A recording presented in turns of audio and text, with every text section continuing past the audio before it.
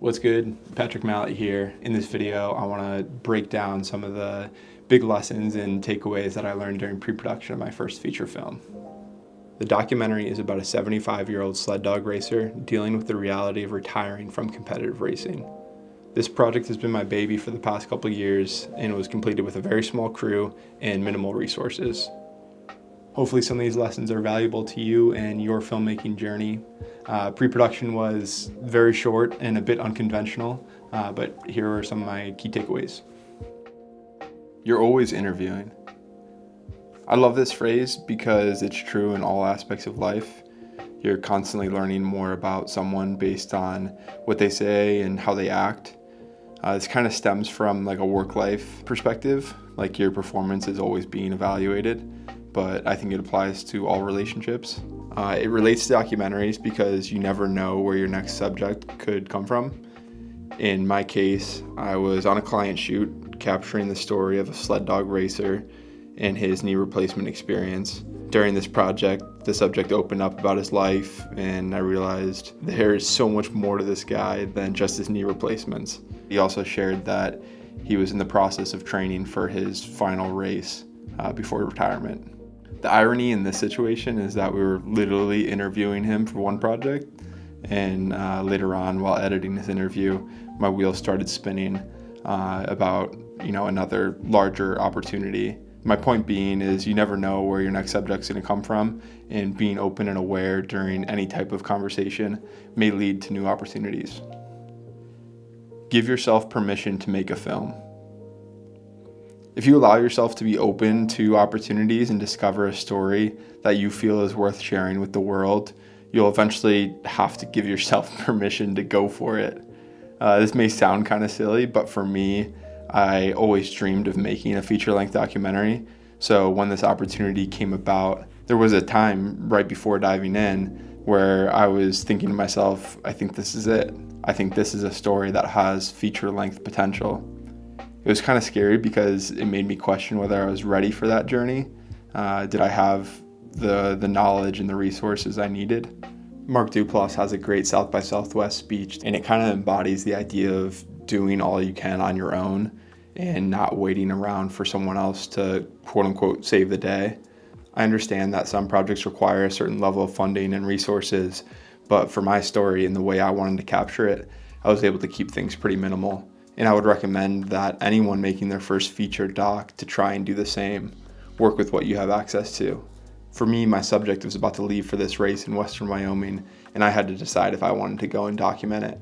This was an opportunity to discover whether this was the direction I wanted to go with my life/career path, whether the thing I had dreamed about was actually what I wanted.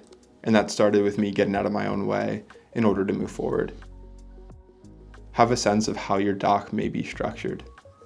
I knew early on that this film was going to be a legacy story, in part sharing how my subject got to where he is today, highlighting certain past milestones. In the couple days leading up to production, I learned that the race follows a stage structure, meaning there is a different course each day. It's not like the Iditarod or Iron Will, where you have a start and finish with checkpoints in between. It's more like the Tour de France, where each day is a different course and you actually get to rest in between.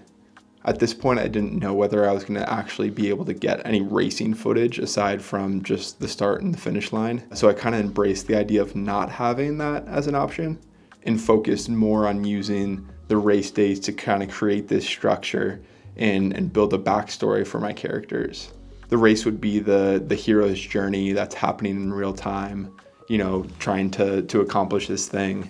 And I imagined that intercut with interviews/flashbacks that would give more context and background to the hero, my main character, and his sidekicks, with the goal being the hype of the race would kind of grab the audience's attention, and then as time would go on, you become more invested in the characters through these interviews and flashbacks.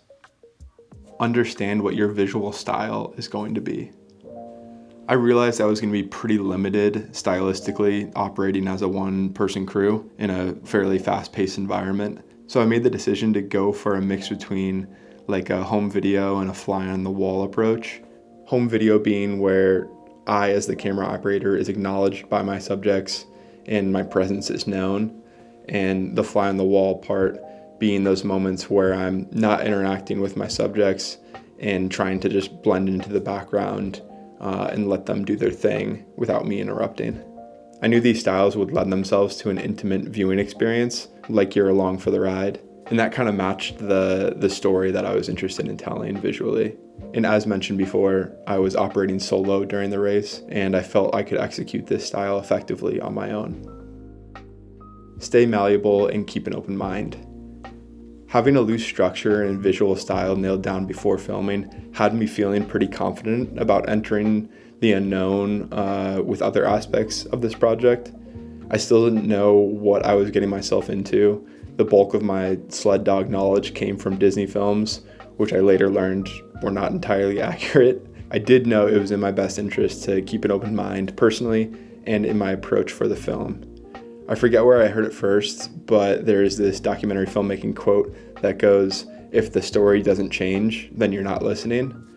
This idea was front of mind going into production, having a plan, but being open to change. That wraps it up for pre-production. Thank you so much for watching. I really hope that you gained some knowledge through the lessons that I shared from my experience. Be sure to check out the other videos about the making of this film and the film itself through my channel. See you next time. What kind of filming are we doing? The kind where I pretend you're not there, or the other kind? The other kind. Where we talk the whole time.